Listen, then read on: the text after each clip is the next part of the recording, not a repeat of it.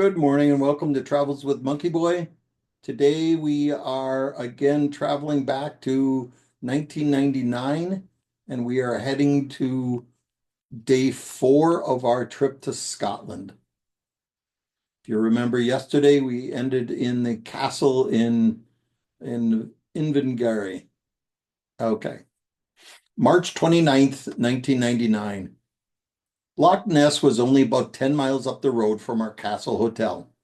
Since we were convinced that the ideal viewing time would be early in the morning, we were up, packed, and had breakfast by 6:45.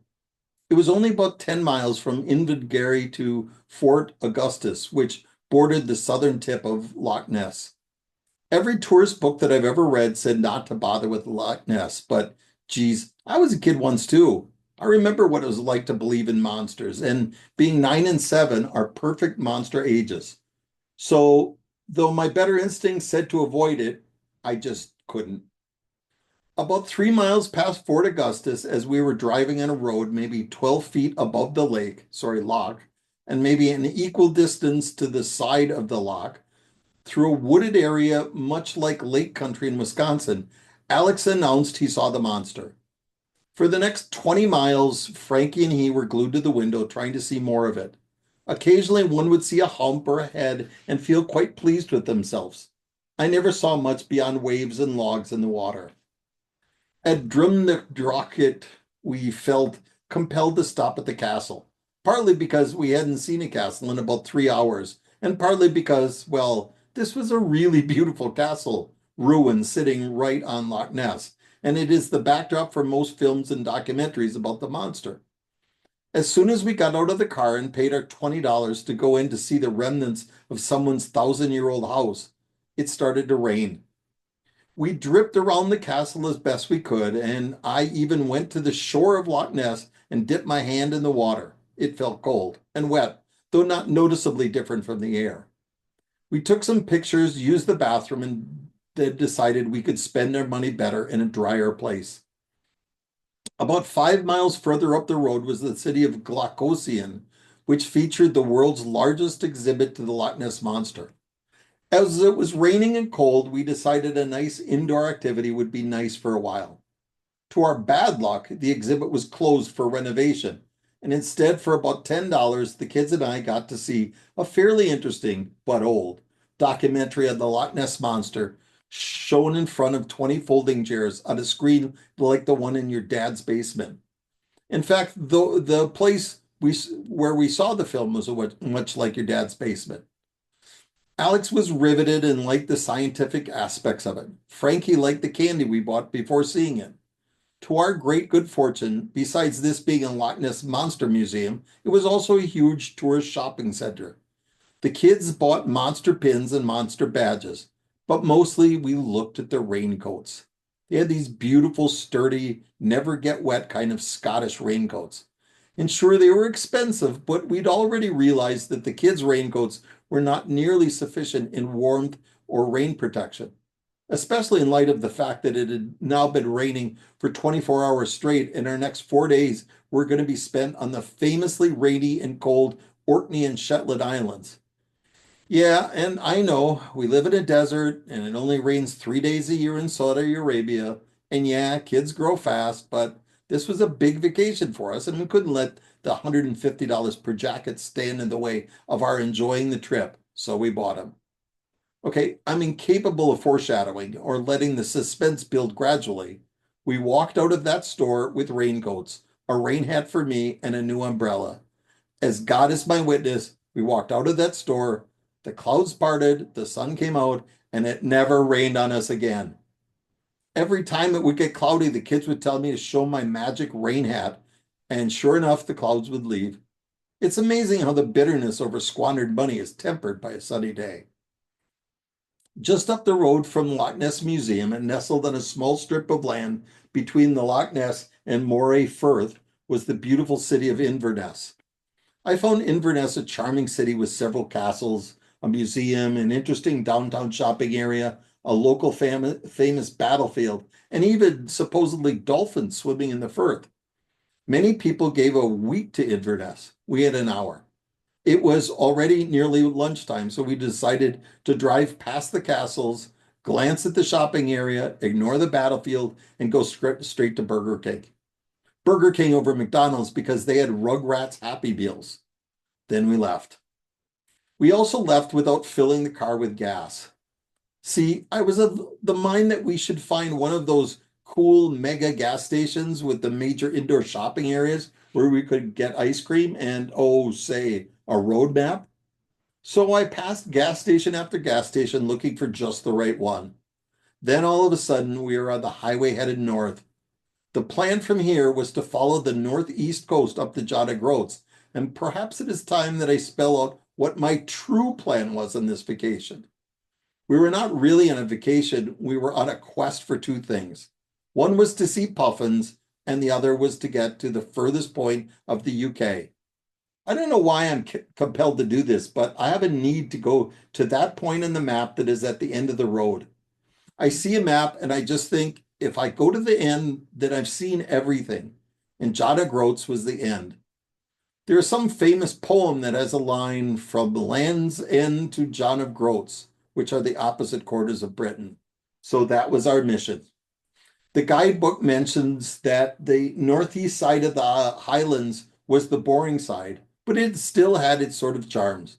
There were no trees and lots of sheep and some fairly impressive mountains, but mostly we saw this marvelous purple heather covered fields. It was more reddish purple at this time of the year, but I guess in the summer it's supposed to be fantastic. These are the famous moors of Scotland, of the Scottish Highlands. The coastline was a continuous line of soft cliffs and rolling surf. As we passed by Tain and headed to Broer, the sun was shining, the kids were well behaved, and we were enjoying the tranquil countryside as the miles rolled by and rolled by and rolled by. Did I mention we were on low fuel? At this point, I had given up my search for the perfect gas station. The red fuel low light had been on for about an hour, and now we began to get the tingling warning alarm. On our itinerary was a stop at Dunrobin Castle, a more recent castle, but one with apparently beautiful grounds and a kind of interior opulence that one didn't see in the castle ruins. Dunrobin was on the top of a hill, and we didn't stop because, frankly, I wasn't sure we had enough gas to start the car up again. We coasted down a hill in neutral, and I prayed that we could make it up the next hill and down again and across the plain to our last chance, Brora. I felt my brain stem tighten each mile we made, knowing that we would inevitably run out of gas, but that my walk into Brora would be shorter each turn of the wheel. Miraculously, we rolled into Brora on fumes, and they had the perfect gas station. Not one that had a huge shopping center with ice cream and maps, but one that was open. As I pulled up to the pumps and shut off the engine, I noticed the sign on the pumps that read, "Sorry, no unleaded petrol today." Of course, our car was unleaded. As I was about to tell the kids to get out the sleeping bags and to prepare to spend the rest of our vacation in this gas station, Jill Reed, to my shock and horror, went up and asked where we could get unleaded. The woman said, no problem. 1 kilometer up the road was another station. The car started. We made it to the new gas station. They had unleaded, and I proudly filled up, handed over the 60 pounds, and drove off. The sense of joy and relief from not having run out of gas overwhelmed my system for about 3 miles when suddenly into my head popped the thought, 60 pounds for a tank of gas? That's $100. Okay, this car had a big gas tank, but passing by gas stations, and I need to remind you that in 1999, the price of a barrel of oil was $10 versus $100 recently.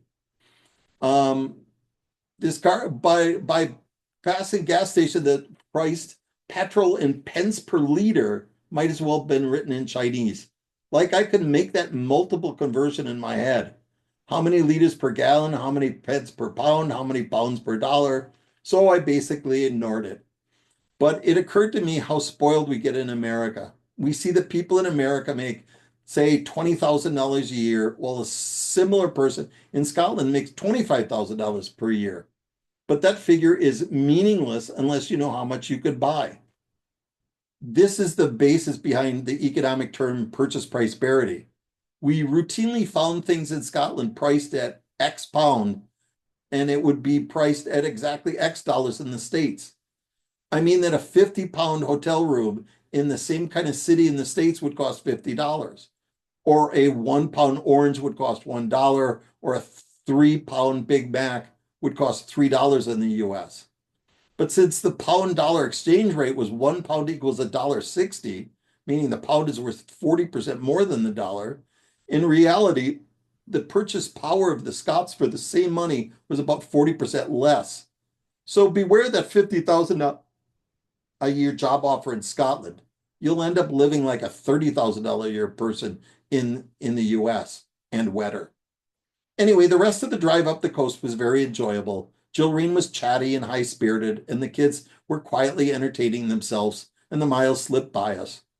I wanted to stop at the Grinago Castle ruin, which looked so picturesque in the May 1950 National Geographic. But apparently, since the time of that article, someone bought it and wouldn't let us in. Still, we could see it in the distance, hugging the progressively steeper cliffs of the coast, so we felt satisfied. Besides, it was now past 4, and we still needed to see John O Groats before sundown. And again, I lied to you. Actually, John O Groats wasn't the place to see. For the real edge of the world, you had to take a 1-lane dirt road about 3 miles to reach the lighthouse on the edge of forever. So we took that road.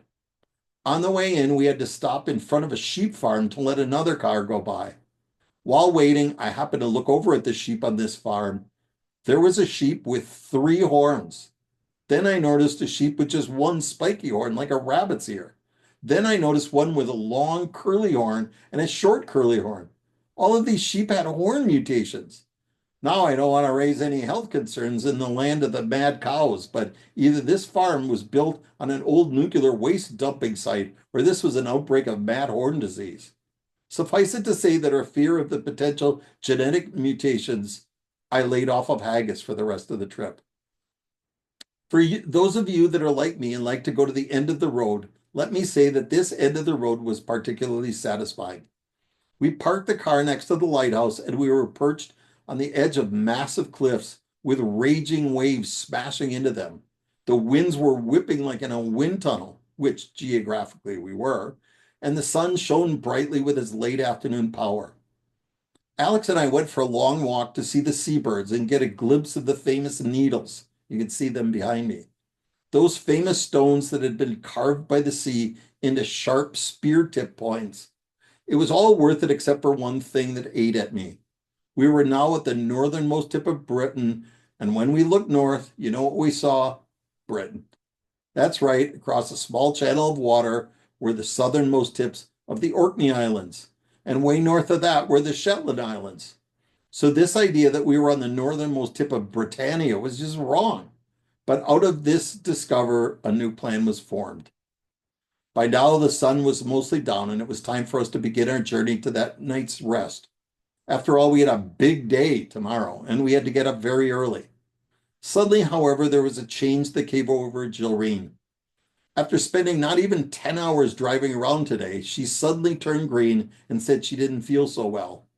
The marvelous chattering and life sharing that went on up north, the northwest coast, was now replaced by silence, except for the kids fighting, on our drive to Thurso.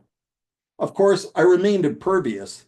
The scenery along the Cape of Britain was glorious. As the last rays of that day sun peeked through some clouds, they illuminated one of the large southern Orkney Islands, which features a massive 500-foot cliff. The place looked like a huge aircraft carrier in the sea. And we had another castle to go visit. That was Barnogale Castle, which I wasn't exactly sure where it was, but it had to be somewhere on the northern coast near Gills. So I got off at a couple of side roads and drove around searching for our 50th castle of the day. Jilreen started muttering, "Get me to the hotel," over and over again. I interpreted this as her being frisky, so I veered off my castle hunt and headed to Thurso. It was just night when we reached town, and Before going to our hotel, I said we needed to find where the ferry was. The ferry left at 6 a.m. and the guidebook said that we had to be there a half an hour before it left, which meant getting up and leaving at 5:15. I thought it best to make sure we knew how to get there. It was not a difficult location, but I did take some time. But by 7 p.m., we were checked into the Pentland Hotel in Thurso. It was an old building, and the room was not glamorous, but it would certainly serve us till morning. The first thing Jolene did is said, "Feed the kids," and then crawled into bed, and we didn't see her move until morning. Since there was no real takeout places in the area, Thurso was a small town. I fixed the kids a dinner of oranges, grapes, apples, cheese, and crackers. They gobbled down the food, and I started reading them from the new book we bought in Edinburgh, The Hobbit. We read a chapter or so, then turned out the lights, and the kids went to bed. Me, I went into the bathroom, ran a hot bath, and sat in the tub with all my travel guides and brochures and began making plans. Okay, that's the story for today. Let me take you to the maps so you can follow me there. There we go. Again, here's Europe. Broad view. We came from Jeddah in Saudi Arabia. We flew into Edinburgh. Previous day, we passed Loch Lomond up to Invergary. And here we went to Loch Ness. And we drove all the way to John of Groats, which is right about here. And then Thurso is, wait a minute, no, that's not right. I got you wrong. We went to Loch Ness, and then we drove along the highway along the northeast shore till we reached John of Groats. And here we stayed at Thurso. And Thurso has the ferry that crosses to the Orkney Islands, which are here. Okay, that's all I got for you today. Hope to see you again tomorrow. Bye.